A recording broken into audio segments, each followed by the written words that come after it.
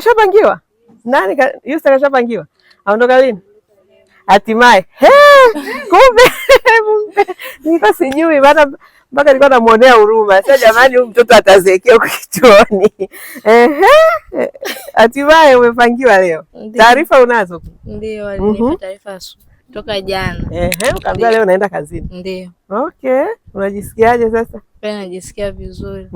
Ndio. Nimefurahi. Umefurahi? Ndio. Na unaahidi nini? Yale uliojifunza hapa unaona yataenda kukusaidia? Naamini ataenda kunisaidia. Kwa hiyo utayafanyia kazi? Naenda kuyafanyia kazi kwa uwezo wa Mwenyezi Mungu. Nitapita salama. Kabisa. Ndio.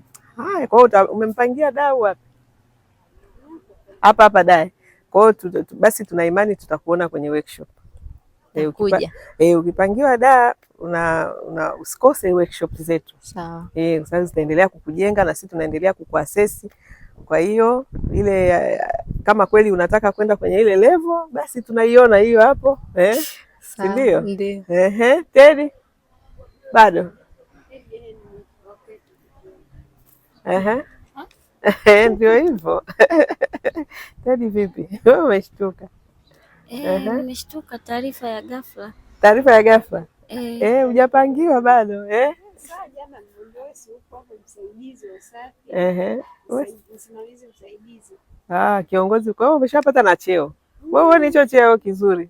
Nashtuka kati cheo chake anakijua. Msaidizi kiongozi msaidizi wa usafi. Utaki hicho cheo?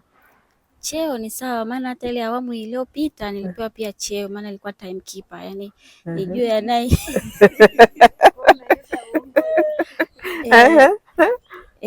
nilipewa cheo cha timekeeper, yani kwamba nijue anayeingia ndani anakuja kwa ajili ya nini na anayetoka pia taarifa zake, ni yani hivyo simamia pale muda kitu gani kinatakiwa kifanyike wakati gani.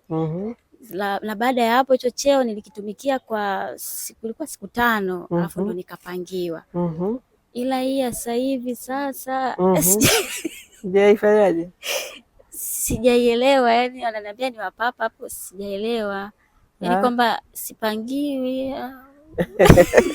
Sasa hiyo ndo utaongea na watu ofisini ndio ujue, lakini unajua kilichokuwekesha hapa siku zote hizi ndio nafahamu. Ilikuwa ni marekebisho ya tabia.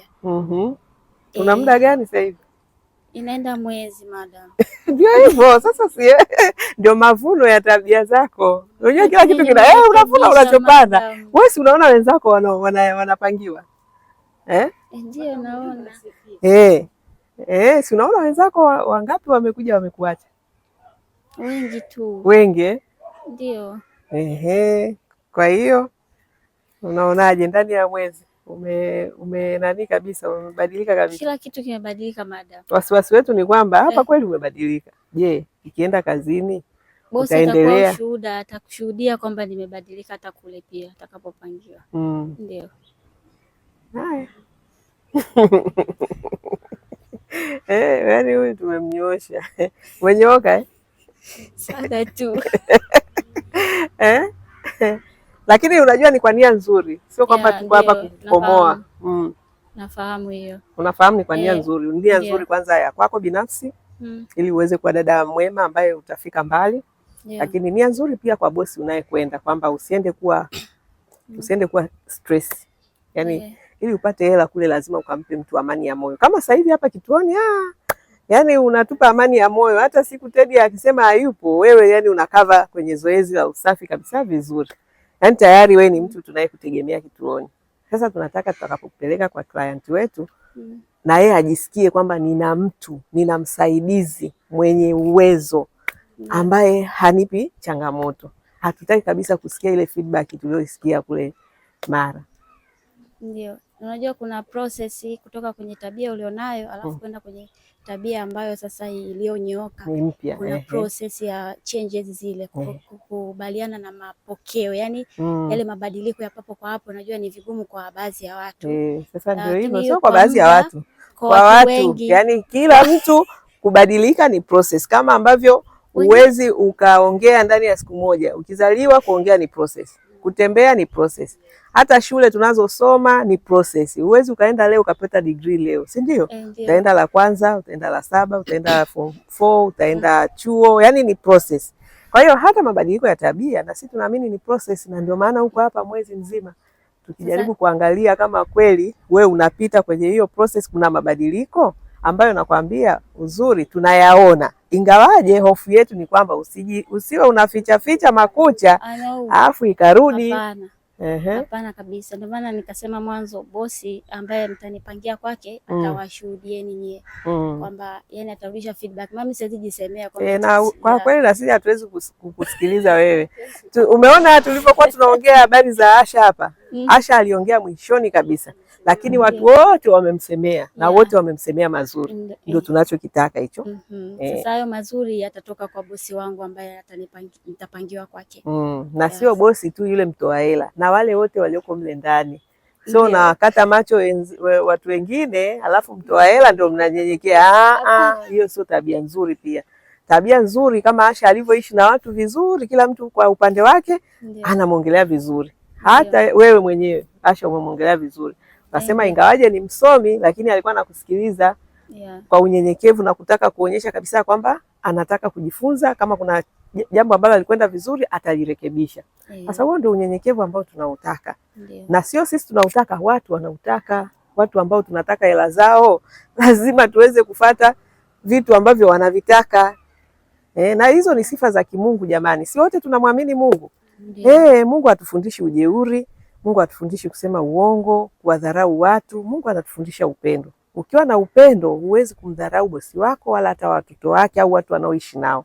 Utaishi nao kwa upendo, utakuwa mnyenyekevu, utakuwa mtu mwenye kusikiliza, mwenye kujifunza, na kutaka watu wafurahi wale ambao uko nao. Na wewe ndio utafurahi sasa. Utapata mshahara unaoutaka, utapata kile unachokitafuta. Si ndio? Ndio. Mnaelewa wadada? Kazi yetu hapa ni kuwalea. Hichi kituo sio tu kuwapa kazi, lakini kuwalea ili muweze kutimiza ndoto zenu. Na ni kwa mfano wangu mimi, sio kwa maneno tu, si ndio? Mimi ni mfano hai. Ningekuwa na hizo tabia singefika nilipo. Sababu mimi nilikuwa dada wa kazi tu wa kawaida, elimu yangu ndogo kabisa, darasa la 7, lakini nayowaelekeza ndio ninayoyafanya. Lazima uwe mtii, mnyenyekevu, mchapakazi na mwenye kujifunza. Ninayoyaongea nimesoma. Sio lazima uende ukasome vitu vya ajabu. Nimewambia kuna mwongozo nimewawekea, soma ule, uweke kichwani, ukariri, ufanyie kazi. Mimi kuna vitu nasoma kwenye vitabu tu, lakini pia vinanisaidia, vinanijenga, vinaniimarisha, na mimi naweza kuendelea kufanya kazi zangu vizuri. Kwa hiyo hakuna muujiza kwenye mafanikio. Kila kitu ni process. Ni neno ulilosema wewe hapo kwa kuongea tu ni professional. Sasa jitahidi kwenye mambo yako ya tabia nayo yaendane na level zako za kuongea. Tabia zako ziwe nzuri kama unavyoweza kuongea na unavyoweza kufanya kazi. Eneo la tabia na maadili ndio linakuangusha. Ukilirekebisha, yani wewe ni dhahabu inayong'aa hivi. Sawa Teddy? Kwa hiyo usichoke, laumu tabia zako, usitulaumu sisi. Kwa hiyo nafikiri utaendelea kwa kuwa ushakaa mwezi, na sisi kwanza tunataka tuone kama we ni mkaaji. Ungekuwa ni mtu ambaye hutaki kujirekebisha ungekuwa ushaondoka.